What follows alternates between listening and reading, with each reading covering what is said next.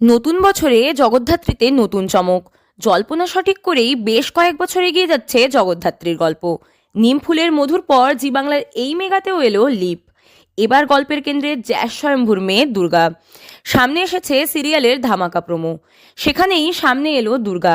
শুরুতে জল্পনা উঠেছিল জগদ্ধাত্রীর মেয়ের চরিত্রে নাকি দেখা যাবে শ্রেয়সী রায়কে, কিন্তু না। নতুন প্রোমো সামনে আসতেই চমকে গেল সকলে।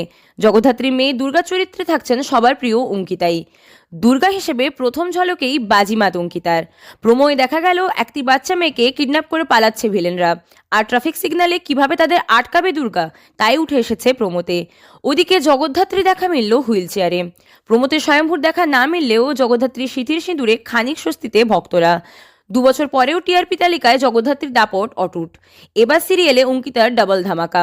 সব মিলিয়ে নতুন বছরের টিম জগদ্ধাত্রী যে তার প্রতিপক্ষকে জোর টক্কর দেবে তা কিন্তু বেশ স্পষ্ট।